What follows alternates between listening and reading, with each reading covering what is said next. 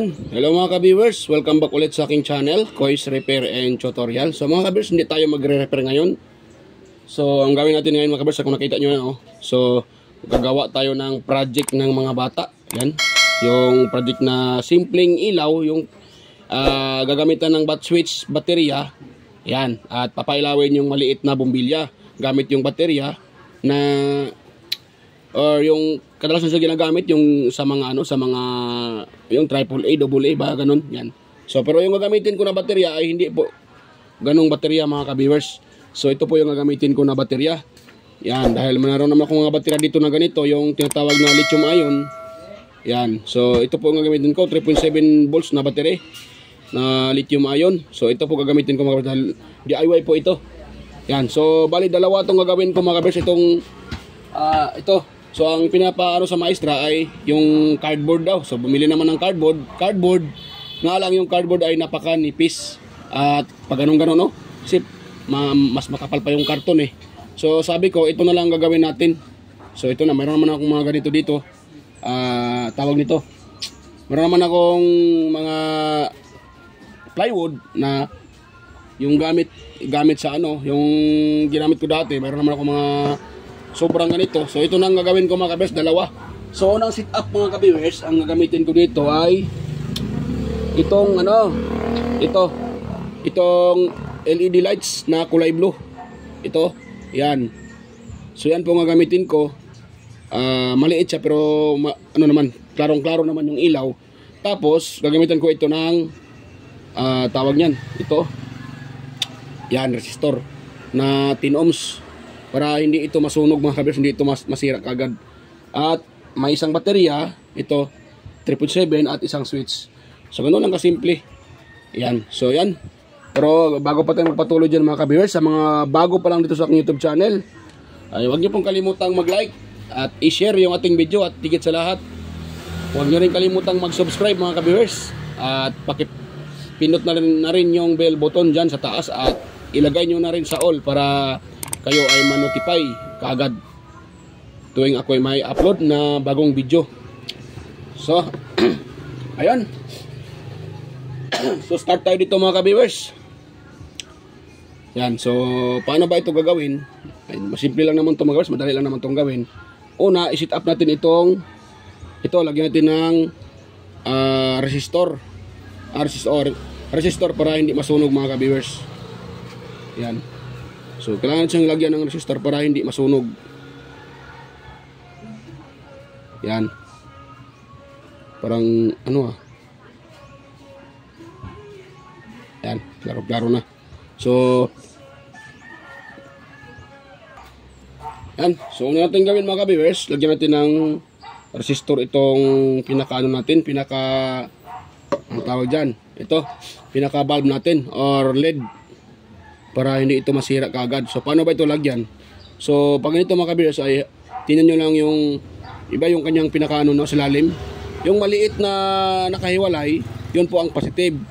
Di lang kasi klaro eh. Hindi blurred. Yun. Ayan pasensya na po sa aking kuko na madumi. Yan, dahil kare-repair lang din. So ayan itong dito banda, di ba? Nakita nyo maliit yan. Dito banda, malaki yung kanyang, di ba? So itong maliit, ito po yung positive. So pag ganun yung lagyan natin. So kuha tayo ng So itong resistor na to, yan, ito pong gawin natin mga ka-viewers. Ito po ay ito po ay 10 ohms mga ka-viewers. Ang purpose lang nito para hindi masira kaagad yung ating LED, itong LED, pinakabombilya niya or LED. Kasi pag wala itong resistor, masisira ito mga ka-viewers. Iinit. Hindi kakayanin ng nito, hindi kakayanin ng LED. Dapat mayroon talagang resistor na nakalagay. Yan. Para hindi masira agad. So paluapan natin ng hinang para hindi matanggal.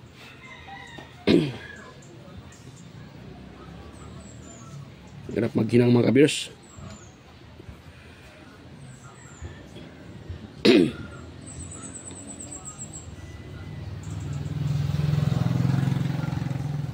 Nahulog pa.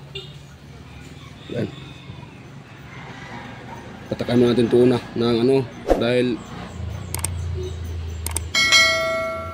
maliit lang yung nakalagay sa kanya. Yun. Tapos yung ating resistor,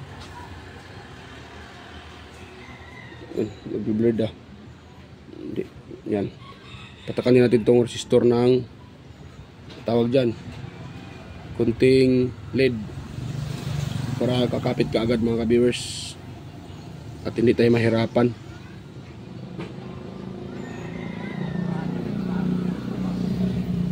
Itong video na to mga ka-viewers ay para lang po sa mga ano, sa mga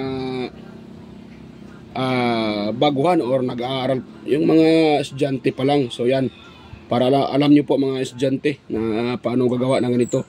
Pero bago kayo gagawa ng ganito, dapat manood muna kayo ng tutorial o magtanong-tanong sa mga teknisyan kung paano gawin.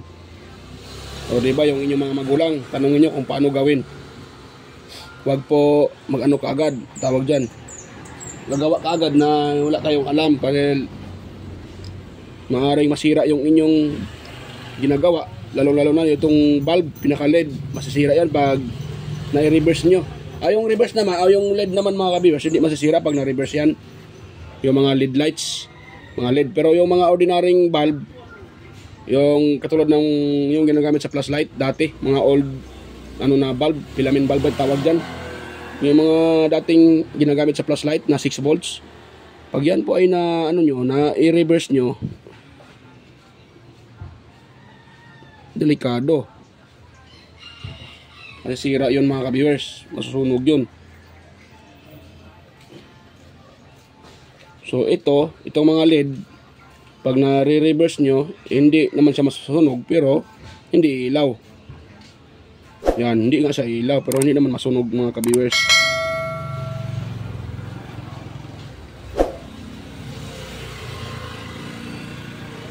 Yan, yung lumikit ah.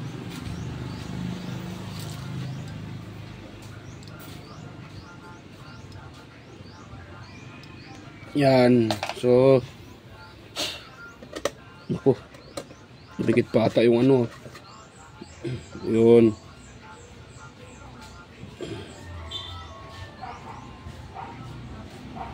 Yan. So ngayon, ipag-tap natin sa mga ka-viewers para mayroong protection itong ating pinaka LED.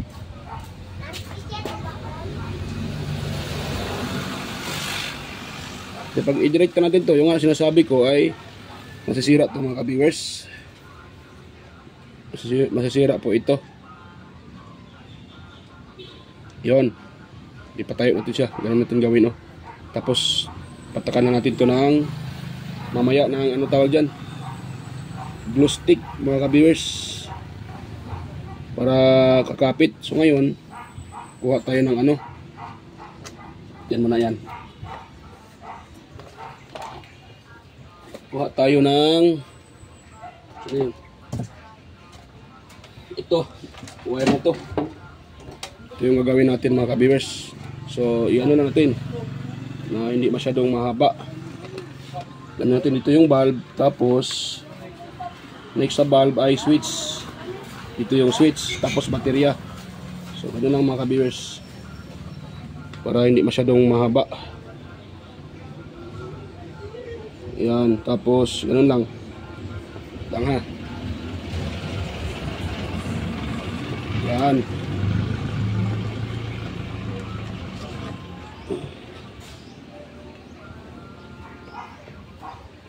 Switch, tapos baterya. Ito putulin. Yan. Ngayon, ito siyang yan mga ka-viewers, balatan. Yung pinakadulo nito. At hinangan natin. Lagyan natin ang hinang para pag isulda natin doon sa ano. Ay, mali pala yung pag-ano ko ah. Yan. Yan. Yun. Para masulda natin yan mga ka-viewers. Yan. So ganun siya. So yung nalagyan natin ng ano, yung nalagyan natin ng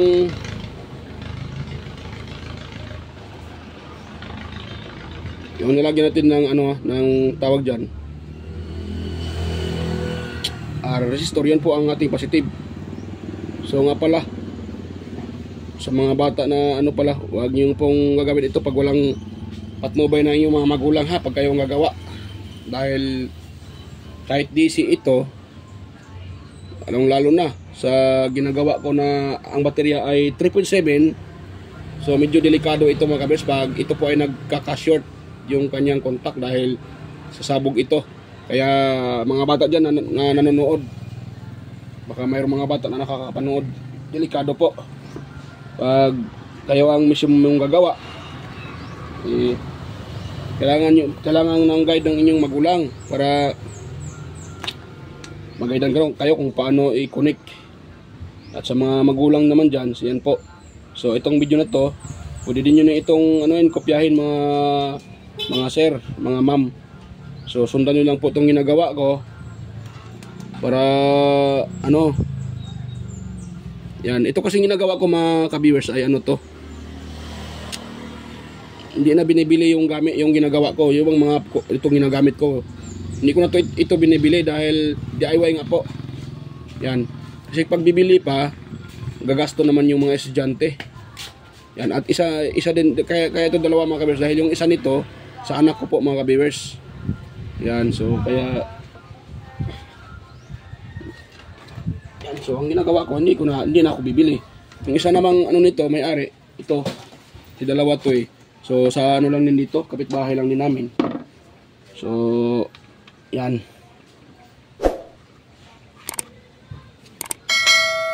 Yan, putol na. Medyo mahaba konti.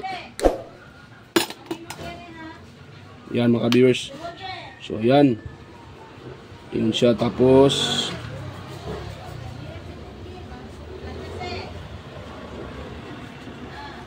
yun, ganoon natin siya. At lagyan natin ng glue stick mga ka-viewers. Yan. Dikitan natin ng glue stick para didikit yan.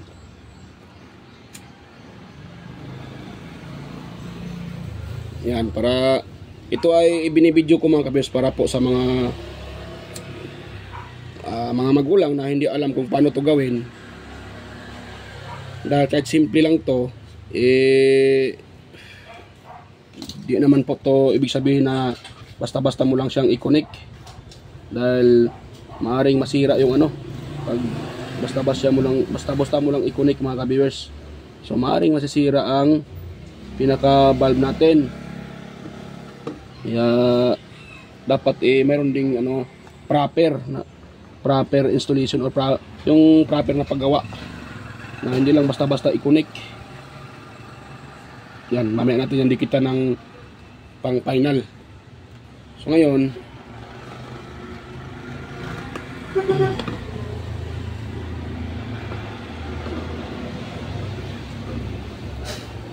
yan. So dito, switch. Lagay tayo dito ng switch mga ka-viewers. Yan, siya na yung switch ko dito. So itong switch na gagamitin ko ay DIY lang din to DIY. Sikat na lang nito mga kabisa, gamit na to. So masabi talaga na DIY talaga. Dahil itong gamit ko ng mga switch ay sikanan lang din.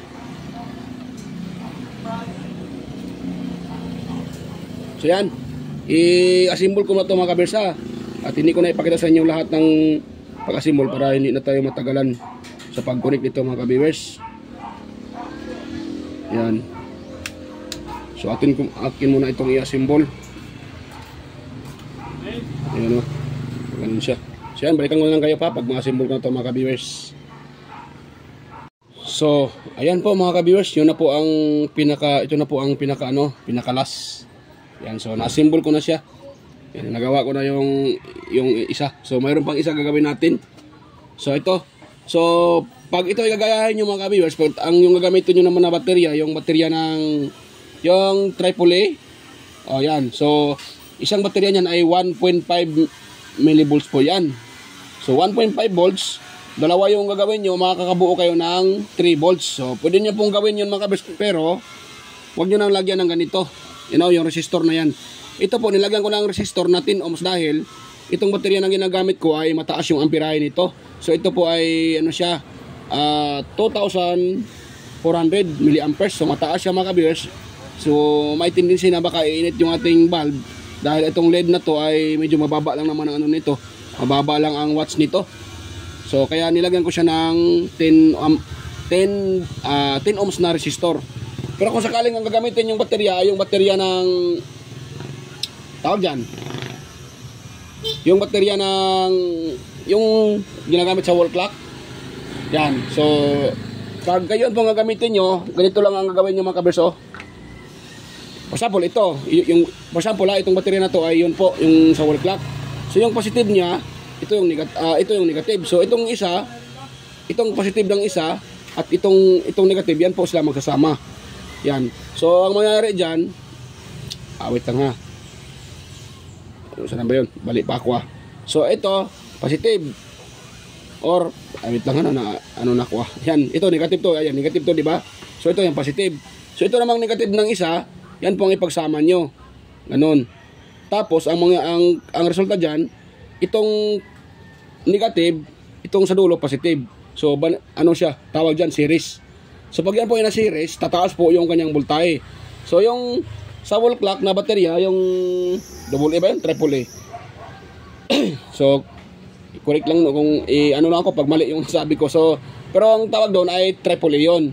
So pag iyong po ay nagawa nyo ng ganito, i-series nyo, so ang mangyayari doon ay tataas yung voltahe, yung 1.5 volts. So dalawa siya na series nyo, equivalent to 3 volts po yun mga ka-viewers, dahil yung isa noon ay 1.5 to 1.6. Yan. So makakuha kayo ng 3 volts.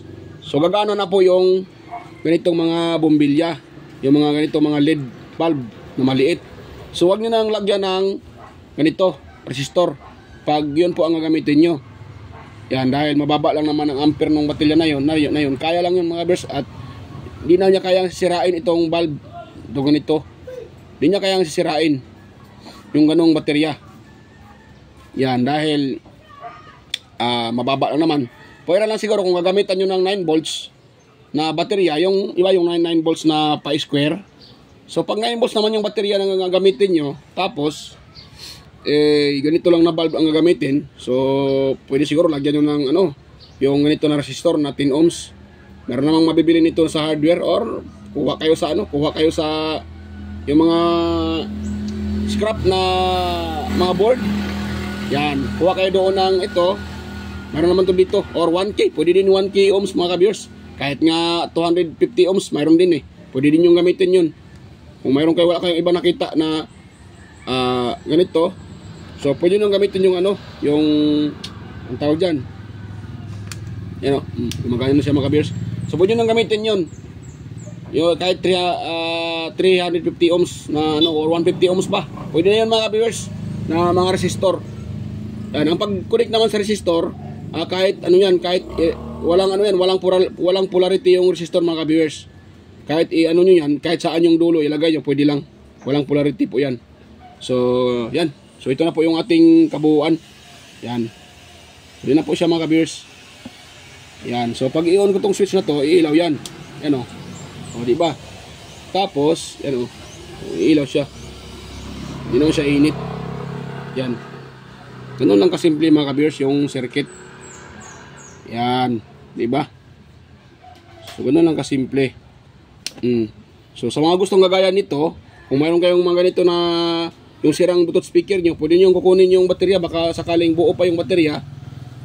Yan, baka may may voltahe pa. So pwede nyo gagawin ng ganito. Yan, lagyan nyo ng glue stick.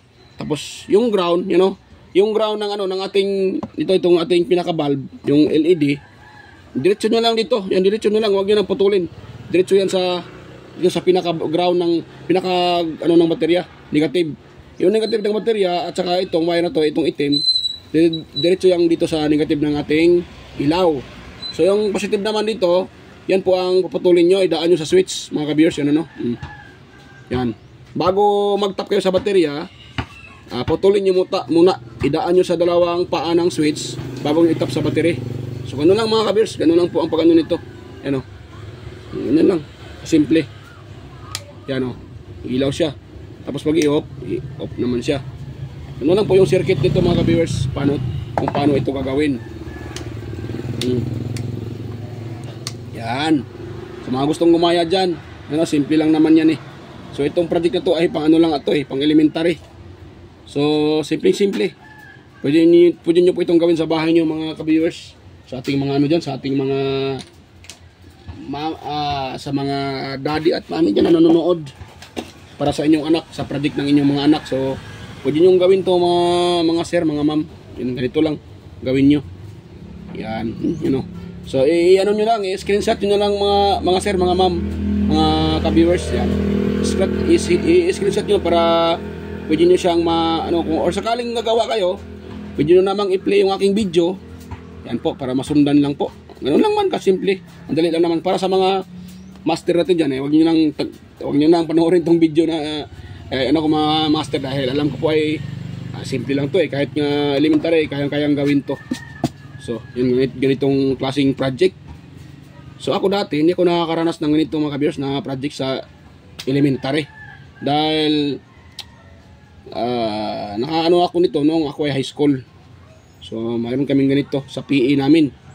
Nga lang hindi din ako nakapas kaagad dahil hindi ako marunong dati. Alam niyo naman, wala tayong alam sa mga ganito. Yung mga magulang ko hindi naman alam gawin tong ganito. So kaya natagalan ako. Pero okay lang naman.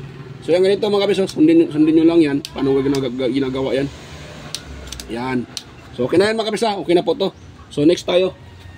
Ito tayo sa pangalawa. Ito po. So ito po sa ko po sa aking anak mga ka-viewers. So gagamitin ko naman dito na ilaw. Itong RGB. Itong tinatawag na RGB light. Ano bang ibig sabihin ng RGB? Yung RGB mga ka-viewers, yan po ang pangalan ng kulay ng ilaw. Dahil tinatawag siyang RGB dahil yung kulay nito ay red, green at saka blue. Kaya tinatawag siyang RGB. Yan. So pakita ko sa inyo mga ka-viewers na ang kulay nito ay red, blue, green. Yan o. So pakita ko sa inyo na ito ay iilaw siya. At gamit yung charger na 5 volts. 5 volts to mga ka-viewers yung ginagamit ko dito. Pinaputol ko lang yung dulo ng charger para pang testing. Yan o. O diba? O. Diba mga ka-viewers, umilaw siya. O diba? Ang kulay niya ay mayroon siyang green, blue at saka red. Kaya tinatawag siya na RGB light or RGB LED light. Yan. So ito po yung gagamitin ko dito sa isang board na to. Isang So ito po ang gagamitin kong ilaw. Itong RGB na to. Ayun. So ang pag-connect nito, ito hindi na kailangan lagyan ng mga kabisan, hindi na ito kailangan lagyan nyo pa ng resistor dahil itong sa ilalim may resistor nito nakapackage dyan sa ilalim. Itong RGB na to. May nakalagay na dyan na resistor.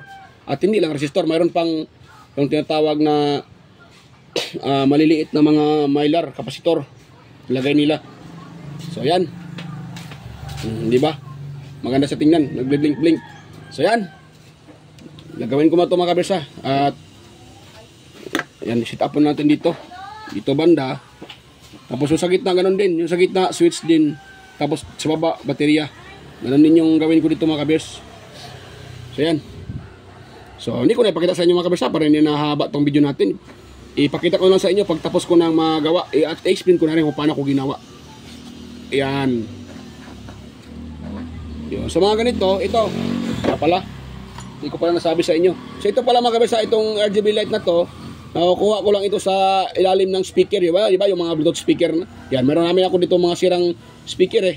Yung mga hindi na kinukuha nung pinapa-repair na umabot na ng taon-taon.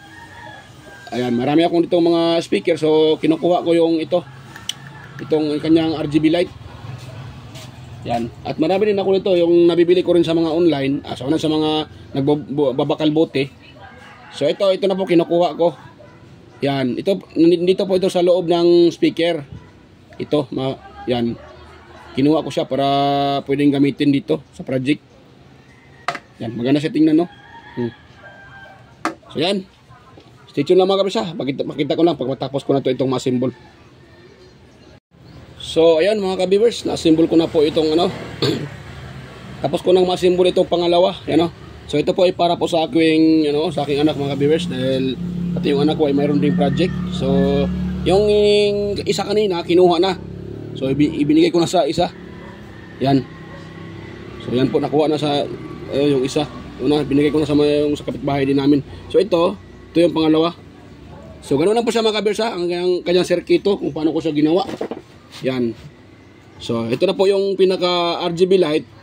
Yan yan pong na yan, galing po yan sa mga speaker na kuha ko. Yung sa mga speaker. So mayroon pong mga ganito, kaya kinuha ko para hindi na ako bibili ng mga ka-viewers. Hindi na kailangang bibili pa ng mga ilaw, yung para dito LED ba or anong klase. So hindi na ako bibili dahil mayroon naman to. Itong aking switch, din to, sikanan din. Pati itong baterya, sikanan din to.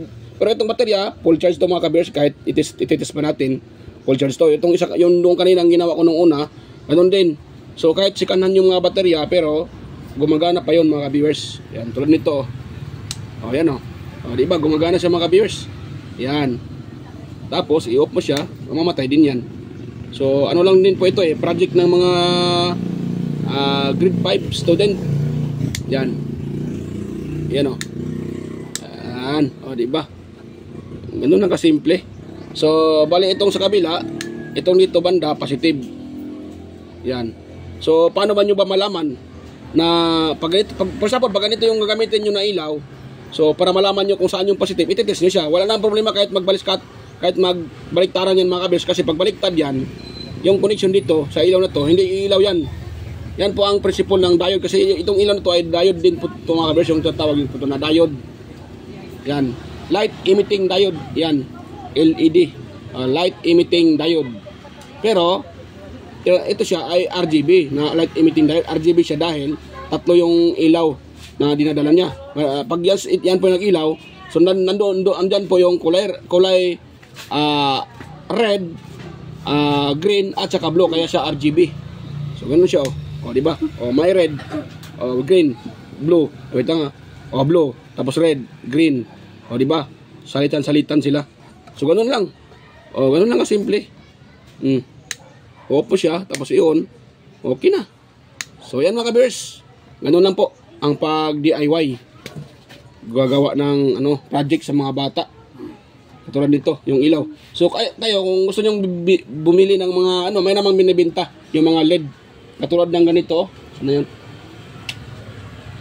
Sana yung kanina. Nawala pa ata yung sample ko. May binibenta diyan sa sa mga electronic shop mga ka-viewers. Yan katulad nito. Yan, may binibenta na ganyan. Pang isa-isa bilhin nyo. Mura lang naman siguro, mga 12 peso isa niyan. 15 o 12, parang ganun Hindi nga siguro abot. Pero hindi pa man ako nakatry na bumibili ng ganito mga ka-viewers, dahil lahat ng ginagamit ko dito ay daling lang po sa aking mga junk. Tulad dito, kinuha ko yung isa kanina. Yan po ang sign ng diode. So ito, diode to siya mga viewers, LED or light emitting diode. So yan. Okay na po ito mga viewers.